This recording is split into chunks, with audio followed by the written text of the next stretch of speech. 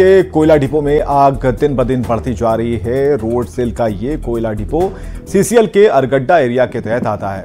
कोयला डिपो में लगी आग में अब तक सैकड़ों टन कोयला जलकर बर्बाद हो चुका है। जल्द से जल्द आग पर काबू नहीं पाया गया तो आने वाले समय में और भी नुकसान हो सकता है, लेकिन सीसीएल प्रबंधन आग बुझाने पर कोई भी ध्यान नहीं दे रहा।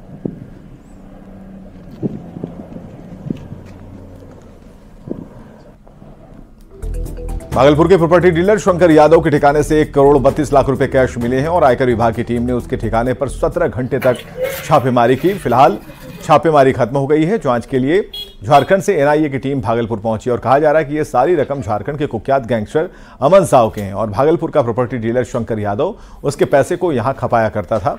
कहा जा रहा है कि अमन साव के गैंग की ओर से झारखंड के ठेकेदारों और व्यापारियों से उगाही की गई अवैध रकम को भागलपुर का यह प्रॉपर्टी डीलर अलग अलग जगहों पर निवेश किया करता था।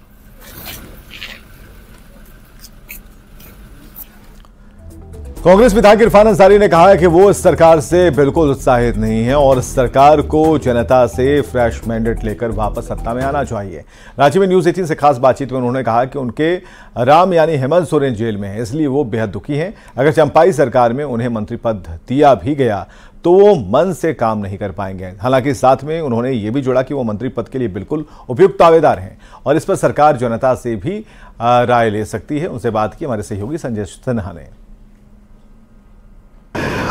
3 चेहरे अभी तक क्लियर नहीं है, कई दावेदार हैं। देखिए, हम लोग कांग्रेस पार्टी के सिपाही हैं और मंत्री कौन होगा नहीं होगा ये आलाकमान को तय करना है।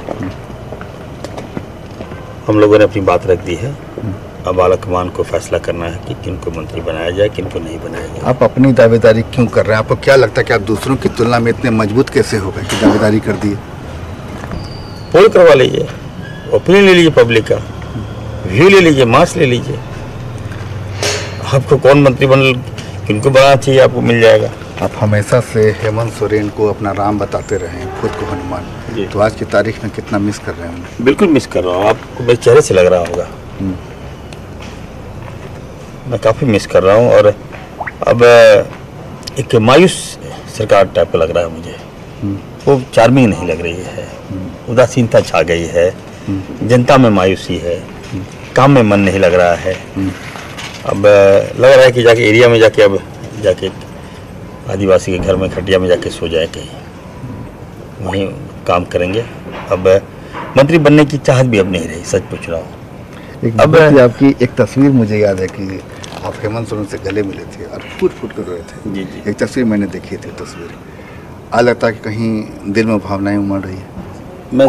आपने मेरे दिल को, आपने दिल की आवाज़ आपने बताने का काम किया। सच पूछिए तो मुझे बिल्कुल मन नहीं लग रहा है। अब मंत्रिमंडल का वो जो चार्मिंग होता है, जो एक रुतबा, एक जोश जो होता है, वो नहीं रहा। हमारे जो राम है वो हमारे साथ नहीं है, तो ऐसे में क्यों मंत्री बनकर काम करो। अगर आपको दिया जाए तो कौन सा विभाग आप लेना चाहेंगे?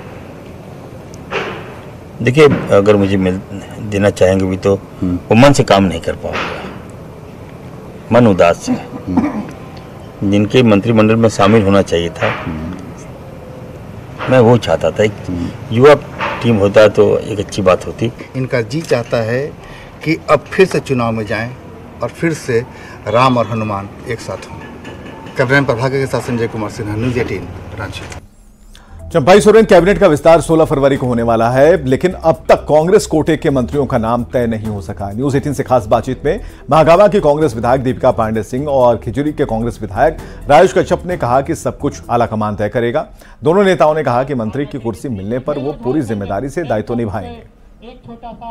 कैबिनेट विस्तार अब जो है 16 फरवरी तक के लिए टल गया है। हमारे साथ यहाँ पर दीपिका पांडे सिंह है, राजेश कश्यप है। मैडम, बोल रहे हैं कि कांग्रेस में क्या अभी तक सीट का फॉर्मूला तय नहीं हुआ है? देखिए, ऐसी कोई बात नहीं है। मुझे लगता है कि हम लोगों के यहाँ जो प्रक्रिया है उसके अनुरूप जो आलाकमान हमारे वो सब तय कर रहे हैं और जब हो जाएगा तो आप लोगों से भी साझा किया जाएगा। आपका नाम भी बहुत ज्यादा चर्चा में है। देखिए, हमारे पार्टी में आप देख रहे हैं कि एक से एक होनहार विधायक है। पार्टी किसको अवसर किस वक्त देगी, ये पार्टी को तय करना। झारखंड में मंत्री के साथ साथ लोकसभा का टिकट भी आपका पक्का माना जा रहा है? भैया सब मुझे लगता है कांग्रेस जो भी कर रही है वो आपके पास सूचना है, समय पर सब होगा, थोड़ा इंतजार करिए। अभी हम लोग तो अपने बहुमत से ज्यादा जो हमने मत पाए हैं उसकी खुशी मना रहे हैं, और विपक्ष के मुंह पर कैसा ताला लग गया है वो आपके सामने है। देखिए, आला कमान का जो निर्णय होता है उसको हम लोग स्वीकार करते हैं, और निश्चित तौर से आने वाले दिनों में अगर अवसर मान लीजिए कि मिलता है, किन्हीं को मिलता है तो प्रदेश के लिए, प्रदेश के लोगों के लिए, सरकार के हित में उसको और नेक्स्ट 2024 के इलेक्शन के लिए और 2024 में संगठन को और धार देने के लिए भी जिनको बनाया जाए या जिन्हीं को अवसर मिले करने का प्रयास करना चाहिए, ताकि झारखंड प्रदेश हमारा और जो विश्वास है लोगों का, उस विश्वास को और ऊंचाई तक पहुंचा सके। बिल्कुल साफ कहना है कि इनकार नहीं है,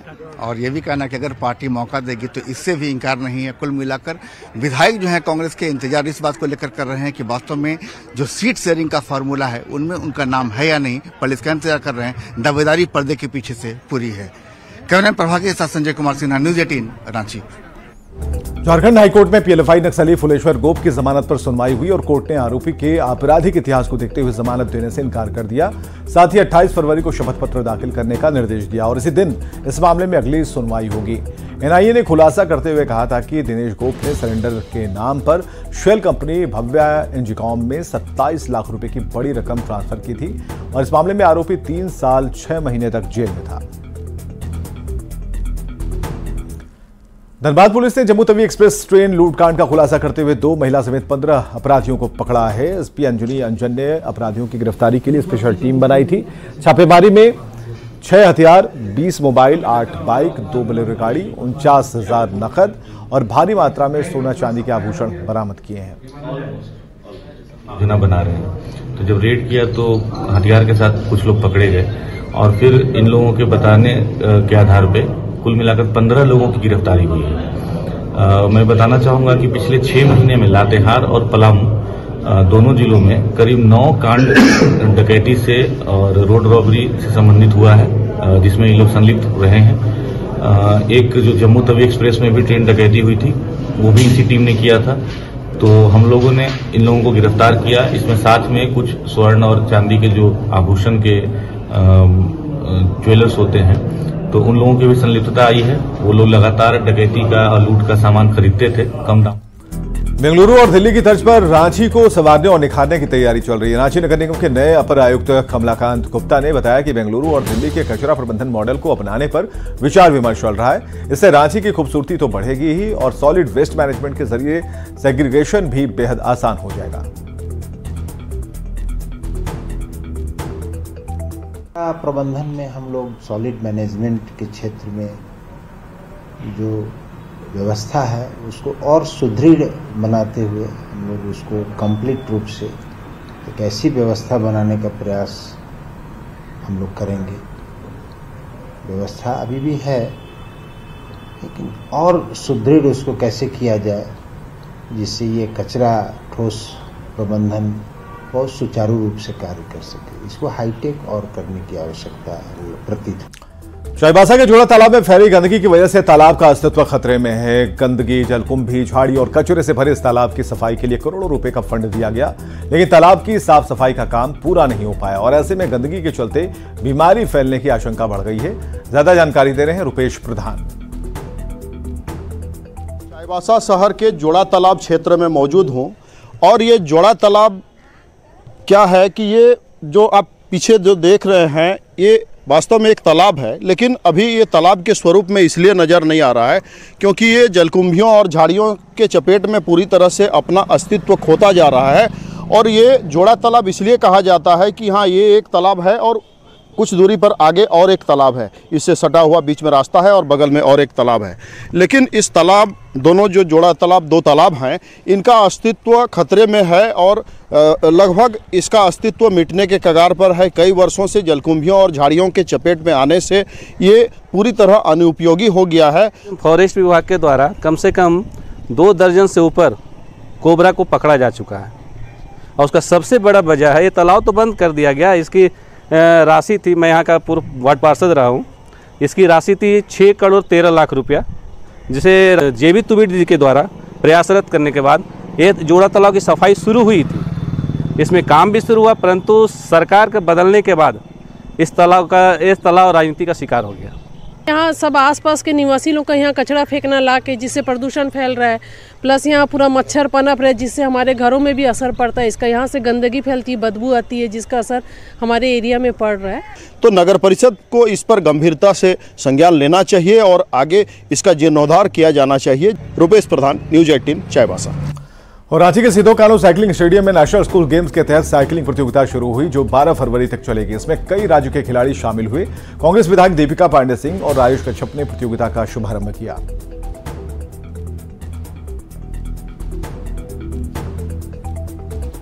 एक अवसर मिले और उसमें भी झारखंड ने इसकी मेजबानी की है, ये झारखंड के लिए बहुत ही गौरव की बात है। पूरे प्रदेश से, पूरे देश के विभिन्न प्रदेश से बच्चे आए हैं।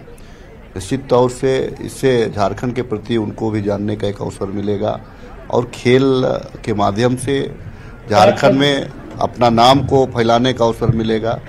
मैं तमाम बच्चों को अपनी ओर से, पूरे देश के विभिन्न कोनों से आए हुए सभी बच्चों को बहुत सारी शुभकामनाएं, उनके आने वाले सफल जीवन के लिए इस दिशा में वो निरंतर आगे बढ़े। झारखंड स्कूली शिक्षा परियोजना के द्वारा जो आज यहाँ पर नेशनल गेम्स किया जा रहा है साइकिलिंग का, उससे आप महसूस कर पा रहे होंगे कि इस ग्राउंड पे पूरा मिनी इंडिया है। अलग अलग प्रदेशों के बच्चे आए हैं, देश भर से बच्चे आए हैं, उनके ऑफिशियल्स आए हैं और ये बहुत उत्साहवर्धक माहौल है। झारखंड सरकार लगातार हम लोगों के पूर्व मुख्यमंत्री हेमंत सोरेन जी के नेतृत्व में खेल के मामले को लेकर के आगे बढ़ी और यह ग्राउंड या खेलगांव पूरा इतिहास रचने का काम किया।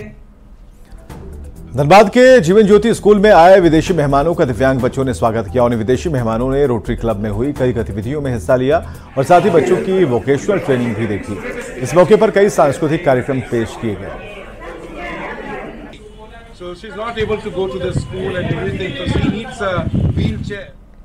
ये हम लोग सारे रोटेरियंस हैं। रोटरी आपको पता है कि 200 देशों में है। अभी यूएसए से, ऑस्ट्रेलिया से, कोलोराडो से हमारे मेंबर्स आए हैं। इनका उद्देश्य होता है कि कैसे रोटरी के साथ जुड़ के अच्छे कार्य कर सके। ये लोग आते हैं नेशनल इम्यूनाइजेशन डे पे पोलियो ड्रॉप देने के लिए और धनबाद आते हैं विशेष इस स्कूल को देखने के लिए कि ये जो बच्चे जुड़े हुए हैं 100 बच्चे हम लोगों के साथ, किस तरीके से इन लोग भी हम लोग के साथ जुड़े और हम लोग उनको सेवा दे सकें। जमशेदपुर के गोपाल मैदान में सीएम चंपाई सोरेन के दौरे की तैयारियां हो रही हैं और इस मौके पर सीएम अबुआ आवास योजना के लाभुकों को प्रमाण पत्र के साथ पहले किश्त का चेक भी सौंपेंगे। कुल्हान के 24,827 लाभुकों को अबुआ आवास की मंजूरी दी गई है। स्तर पर ग्रामीणों को अबुआ आवास मिल सके, इसकी तैयारी भी पूरी कर ली गई है। हम आपको दिखाते हैं कि जमशेदपुर का यह गोपाल मैदान है। बिष्टुपुर के मैदान में देख सकते हैं कि कल यहाँ पर भव्य कार्यक्रम किए जाएंगे और इस कार्यक्रम में राज्य के सीएम यहाँ पर पहुंचेंगे चंपाई सोरेन। किस तरह यहाँ पर तैयारी हो रही है हम जानते भी, यहाँ पर जो काम कर रहे हैं, जो यहाँ पर कर्मी है, हम ऐसे कोच है वॉलीबॉल पे। ये तैयारी चल रही है, अच्छी तरह चल रही है। सबकी जो पब्लिक के सेवा के लिए, सबके लिए नया सीएम आ रहे हैं, उनका बहुत स्वागत है यहाँ पे रीगल मैदान, गोपाल मैदान में। और दूसरी बात क्या है कि यहाँ पे लोगों के जितना भी जो भी काम पूरा होने वाला, जो भी इच्छा उनका पूरा होने वाला, कल उनका किया जाएगा, उनके सामने में सब कुछ किया जाएगा। और सीएम साहब भी वो तैयारी से पूरे अपनी तरह से है। 10,000 से अधिक जो लाभुक हैं, जो ग्रामीण हैं, वो यहाँ पर पहुंचेंगे। वे पहली बार राज्य के मुख्यमंत्री चंपाई सोरेन की बातों को सुनेंगे। सरकार की योजनाओं को इस मंच से लोगों को बताया भी जाएगा और पहली किस्त, अबुआ आवास की पहली किस्त भी लाभुकों को यहाँ से स्वीकृति दी जाएगी। तो पूरी तरह तैयारी यहाँ पर जिला प्रशासन की ओर से की जा रही है और जिला प्रशासन के जो उपायुक्त है वो भी इस जगह पे जो निर्माण स्थल है, इस पंडाल का निरीक्षण भी किए हैं और पूरा प्रयास है कि कल का जो कार्यक्रम यहाँ पर जो आयोजित किए जा रहे हैं पूरी तरह सफल रहे, जिससे ग्रामीण क्षेत्र के जो अबुआ आवास के जो लाभुक है उनको लाभ मिल पाए। रंजन कुमार, न्यूज़ 18, जमशेदपुर।